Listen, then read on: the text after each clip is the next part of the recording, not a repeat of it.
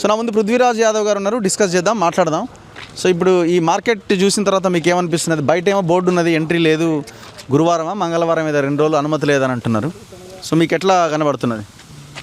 ఇప్పుడు ఏ ప్రభుత్వం అయినా ఏ అధికారులైనా కానీ రైతులను కష్టం చేసి పంట పండించినటువంటి మనందరికి అన్నం పెట్టి రైతులను ఇబ్బంది పెట్టొద్దు. ముందు అట్లా సైకలాజికల్గా ఫస్ట్ దాంట్లో ఉండాలి. ఇప్పుడు రైతులు ఎప్పుడో నిన్న సాయంత్రం వచ్చిండ్రు, వాళ్ళు రాత్రి ఈడనే బన్నారు, ఏం తింటారో తెలియదు, పొద్దుగాలు ఏం తింటారో తెలియదు, మధ్యాహ్నం వరకు తెలియదు. ఈడికి వచ్చినాక మళ్ళీ ఈడికెళ్ళి వర్గాలు పోవాలని చెప్తుండ్రు, గజ్వేల్కి వచ్చినాక వర్గాలు పోవాలంటారు.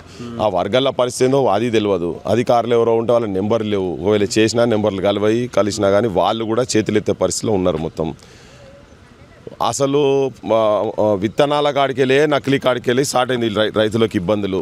ఆఖరికి పండించిన పంటను కొనేటందుకు కూడా ఇది ప్రాపర్గా అడ్మినిస్ట్రేషన్ ఆర్గనైజ్ చేసుకోలేకపోవడం అనేది కంప్లీట్గా మెకానిజం మొత్తం ఫెయిల్యూర్. ఒకవేళ ఇప్పుడు వాళ్ళు చెప్తున్నారు పంట ఎక్కువ పండింది అని చెప్తున్నారు, ఎక్కువ పండితే దాని ప్రకారంగా నువ్వు ప్లానింగ్ చేసుకోవాలి కదా, నీకు మొదలే తెలుస్తుంది కదా, మొదలు తెలిసినప్పుడు పెట్టాలి. మనం ఇది ఒక్క దగ్గర కాదు, కొన్ని జాగాలల్లో కొంత ఇప్పుడు స్టార్ట్ అయింది. ఇప్పుడు నేను నిన్న ఒలిగొండకు పోయినాం, మొన్న ఒలిగొండకు పోతే మొత్తం ధాన్యం తడిచింది. అప్పటికి 2 నెలలు, అంతకుముందు 15 రోజుల ముందు 23వ తారీఖు పోయిన నెలలో పోయిన కాడిది మొన్నటి వరకు కూడా కొనలేదు ఇంకా. ఇప్పుడు నేను పోయి వచ్చిన తర్వాత నేను ఏ రైతుల ఆడోళ్ళు అక్కడ ఉండేనో వాళ్ళు ఇమీడియట్గా రాత్రి తీపిచ్చేసారు కొంతమంది. అంటే ఇప్పుడు మనం పోయి మైకులు పెట్టి జనం ముంగట కెమెరాలు పెట్టి జనానికి చూపిస్తే కానీ సోయికి వస్తలేరు. మనం పోయిన కాడనే సాఫ్ చేస్తున్నారు. ఇప్పుడు చూడు ఇవన్నీ ఉన్నాయి కదా, ఇప్పుడు మొగులైంది జరంతా, సాయంత్రం వరకు వర్షం పడ్డది అనుకో, ఇప్పుడు ఇవి తడుస్తాయి. అంటే దీని నష్టం ఎవరు చేయాలి? ఇప్పటికే ఇప్పుడు మొన్నటిదాకా కొనకపోతే ఎండ దెబ్బ తగిలి చచ్చిపోయిన వాళ్ళు బొచ్చడం మంది ఉన్నారు. ఈ జిల్లాలో చచ్చిపోయారు, పక్క జిల్లాలో కరీంనగర్లో చచ్చిపోయినారు. ఇప్పుడు ఇది తడుస్తుంది, నష్టము అప్పుల పాలు కావాలి. ఇప్పటికీ అసలు యాక్చువల్గా కాలం స్టార్ట్ అయింది, ఇప్పటికే నాట్ల కాలం స్టార్ట్ అయింది.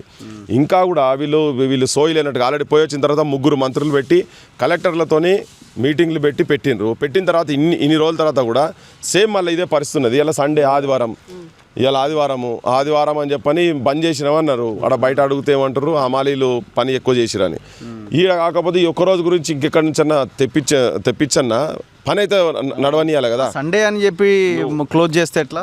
అదే ఇప్పుడు ఈ టైంలో మళ్ళీ అది కూడా ఇంత పీక్ టైంలో ఇప్పుడు వాళ్ళు పోయి ఇంటికాడ పోయి నాట్లు వేసుకోవాలన్నా లేకపోతే ఈ పనులు ఉండాలన్నా, ఇది క్లియర్ కట్గా ఏంటంటే అడ్మినిస్ట్రేషను రాజకీయ వ్యవస్థది పట్టించుకోనితనంతో జరుగుతున్న అనిపిస్తుంది. ఇది ప్రియారిటీ లేదు. పొద్దున్న లేస్తే వీళ్ళు ఫ్యూచర్ సిటీలు ఇంకేమేమో పెద్ద ఇన్వెస్ట్మెంట్లు అవి మాట్లాడుతారు. కానీ ఈ మొత్తం అసలు ఊర్లల్లో కంప్లీట్గా ఏ కుటుంబమైనా ఇప్పుడు లాస్ట్ ఈ కాలం వచ్చిన తర్వాతనైతే ఏం బయట పనులు లేక అటు ఇటు లేక వ్యవసాయం మీద కూడా ఎక్కువనే ఫోకస్ చేయడం జరిగింది. వీటి మీద ఉండి దీని మీద పర్ఫెక్ట్ కనుక మైండ్ అప్లై చేసి కనుక ఉండేది ఉంటే ఇలా రైతులకి నష్టం జరగకపోవు. రేపు ఇవంతా ఏమైతుందంటే ఆత్మహత్యలకు దారి తీస్తుంది. పట్టించుకుంటూ ఎవడు లేడు. అన్ని రాజకీయ పార్టీలు అట్లనే పాడైనాయి, ఒక ఈ పార్టీ అని కాదు. ఆపోజిషన్ వాళ్ళు కూడా కొట్లాడాలి కదా. ఈ రాగానే సీన్ సితారా చేసేందుకు బొమ్మలు వేసుకొని పేపర్లు వేసుకొని ఎవరు ఛానల్ మాజీ ముఖ్యమంత్రి పక్కకే ఫామ్ హౌస్ ఉన్నది. అప్పుడేమో కుర్చేసుకొని కూర్చుంటా మరి ఇక్కడ కుర్చేసుకొని కూర్చుంటే ఇదన్నీ అమ్ముడుపోతాయి కదా. మా సొంటలో పోతేనే ఇక్కడ పోగానే రేపు పొద్దుగాల వరకు ఇది ఖాళీ అవుతుంది కావచ్చు. ఇట్లా ఎన్ని దిక్కులు తిరగాలి మనం, ఎన్ని దిక్కులు తిరగాలి? తెలంగాణ అంతా ఎన్ని దిక్కులు తిరగాలి? పోనీ మొన్న ముఖ్యమంత్రి వచ్చిపోయిన కాడనైతే యాదిగుట్ట దగ్గర పోయి వచ్చిన తర్వాత కూడా 15 రోజుల దాకా లేవు. కానీ ఏ కుప్పలు విజిట్ చేసినా కుప్పలు మాత్రం లేపారు, చెదలు పడుతున్నాయి. అంటే నేనేంటంటే చిన్న నష్టం వీళ్ళకు, ఒక కుటుంబానికో 10,000, 15,000, 20,000 రూపాయలు ఫసలుకు నష్టపోయినా అది వాళ్ళ కుమిలేటివ్ అయ్యి ఎక్కువై అప్పుల పాలయ్యి ఉన్నాయి అమ్ముకొని. ఇప్పుడు ఇదే ముఖ్యమంత్రి చెప్పిండు, మొత్తం పుస్తలు అమ్ముకున్నారు, మట్టెలు అమ్ముకున్నారు, గిరివి పెట్టిండ్రు, పెట్టుబడి వెళ్తలేదు, ఇవన్నీ ముచ్చట చెప్పారు కదా. ఇప్పుడు ఈ నష్టం అంతా అయింది అనుకో, ఆ ఉన్నాయి కూడా కథం పట్టియాలి కదా. మళ్ళీ ఏదో మారవడం చేతులలో పడతాయి, అది అటే ఆ బంగారం అట్టే ఈ కథ అట్టే. ఆఖరి నిన్న ఎమ్మెల్యే ముంగనే చెప్తారు, నాకేం లేదయా నువ్వు 2 రోజుల్లో తీసుకోకపోతే పోయి మూసిలో దునుకుతా అని చెప్పింది ఆమె. ఇంకా నాకు వేరే దారి లేదు, అప్పు ఎట్లాగా అయినా ఆడ ఇంటి మీదకి వస్తాడు, ఏం చేసి అప్పు తీర్చాలి, పోయాన్లో పడతా అని చెప్పింది ఆయన ముంగటనే చెప్పింది. ఇప్పుడు ఇటువంటి ఉదంతాలు చాలా తెలంగాణలో ఎక్కడెక్కడ పోయినా సేమ్ అదే ఉంది. గిట్లుంటాయా? గిట్ల కుప్పలు పడి ఇప్పుడు ఆయన చెప్పిన 15 రోజులు కానీ ఇంకోటి నెల రోజులు ఉన్నది, అటు పోతే ఇంకో 20 రోజులు ఉంటుంది, ఇంకో నెల 15 రోజులు ఉంటాయి. ఇట్లా కుప్పలు ఇట్లా ఉంటాయా? చేసి దీన్ని ఇమ్మీడియట్గా అసలు గవర్నమెంట్ వ్యవస్థ ఉన్నదే ప్రజలకు ఇబ్బంది కాకుంటుండి సక్రమంగా దాన్ని ఎప్పటికప్పుడు టైం ప్రకారంగా చేయాలి. ఇప్పటికీ 15 రోజుల ముందే ఇదంతా మొత్తం కంప్లీట్ ఫినిష్ చేసి రైతులకు 1 వారం రోజులు కనీసం రెస్ట్ అనేది దొరుకుతుంటే రెస్ట్ కూడా కాదు కదా. ఇప్పుడు నెక్స్ట్ ఏంటిది అనేది కూడా అర్థం కాని పరిస్థితి ఉన్నది ఇప్పటిదాకా అమ్ముడు పోక.